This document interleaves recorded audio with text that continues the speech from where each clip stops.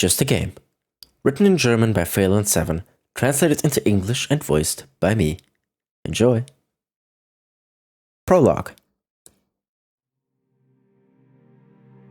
She knelt down, her fingers sinking into the soft grass that stretched uniquely upwards in the Harling steppe. It swayed gently in the wind. As always, she thought, even though she knew that soon even the wind would no longer blow here. Here, in the old Hyrule, in a familiar past that was never meant to be, she felt the cold, dusty earth beneath her hands, from which life was slowly, almost imperceptibly seeping away. It had begun. She crossed her arms in front of her, gently touching the velvet fabric of her pale pink gloves. A little cool. In Hyrule's steppe, there always seemed to be a cold breeze, even when the fiery red summer sun stood high in the sky. Slowly, she closed her eyes, where lonely tears shimmered.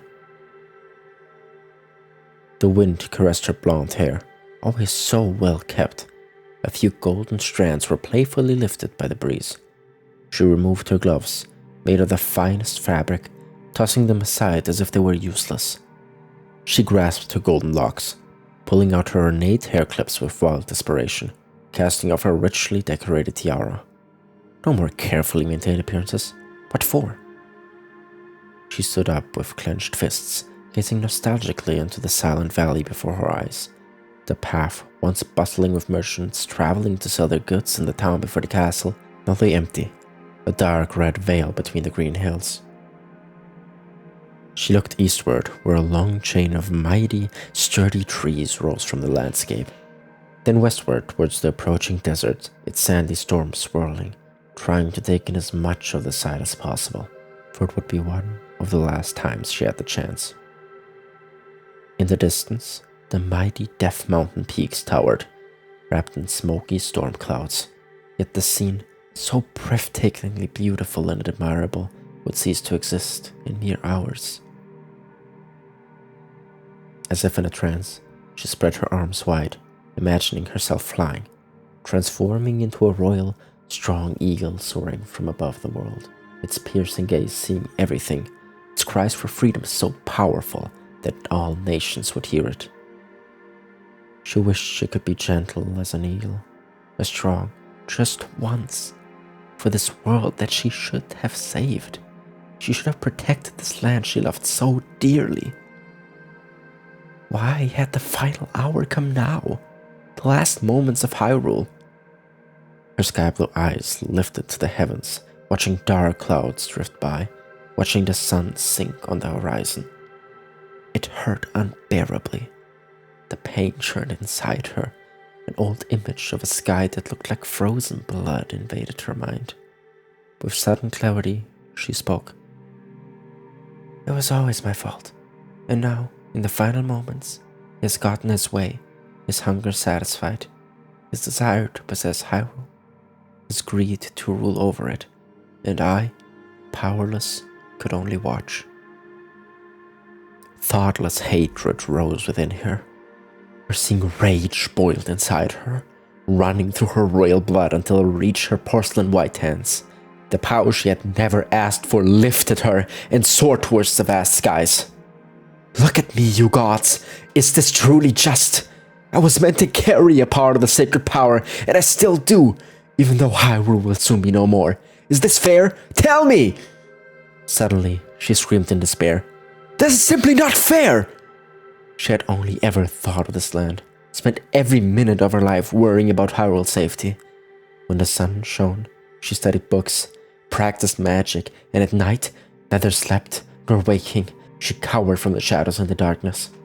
She had done everything in her power for Hyrule, solely for Hyrule, denying emotions, suppressing fears, all for this world. And now, she was forced to flee like a cursed coward, something she had never wanted to be.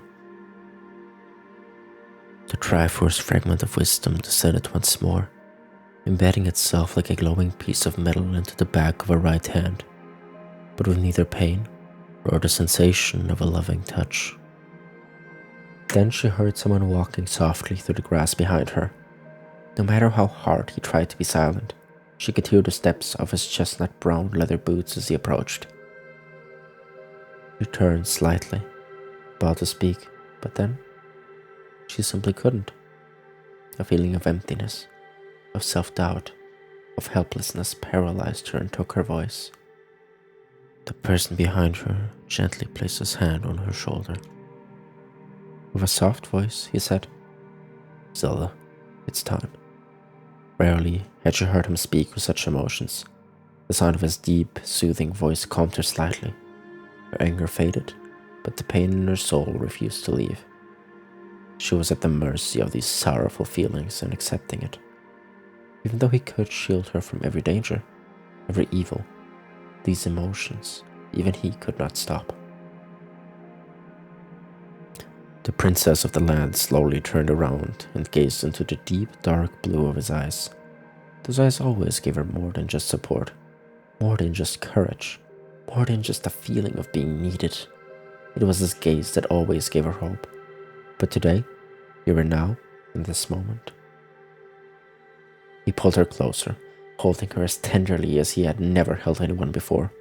Only now did Zelda realize that he, too, was torn inside, that he also did not want to leave this world. He would have taken on any battle for Hyrule. She knew this and had never doubted it. "Link," she whispered cautiously. He did not respond, only stroking her back with one hand. Zelda wept, though she tried to hide it, turning her face away from his shoulder. Of course, it was foolish of her to hide her tears from Link. She knew that she could hide nothing from him, and yet, she just wanted to be strong enough, just this once, for both of them. But unlike the hero of time, Zelda wept for another reason, one that Link did not know yet. Link and Zelda stood together on that hill for a long time, arm in arm, until the sun had completely set. With one last glow, one last breath of fiery red light, it disappeared below the horizon. The hero cupped Zelda's delicate face in his warm hands and mumbled dreamily, "Someday." But now, he hesitated when he saw something in her sky-blue eyes. Something that told him he would have to say goodbye to her once again. He felt powerless as his princess gave him that look, and in that moment, he realized what she intended to do. Zelda pulled away from him and looked down. Then, inevitably, she began to cry once more. "Please, forgive me, but I have no other choice. I cannot live with Hyrule, and I cannot live without it." She truly intended to stay here and perish with Hyrule. "And I cannot live without you," Link whispered, finally admitting what he felt for the person standing before him. Zelda looked at him one last time, tried to smile, then turned away, walking towards the valley, first in slow steps, then farther, until she finally ran. The young man remaining frozen in place, one last time, he reached out his hand for her, oppressing the sadness in his heart. He felt as though he had just lost everything dear and precious to him. Everything he had fought for was gone. His heart clenched, then shattered into countless tiny bloody shards.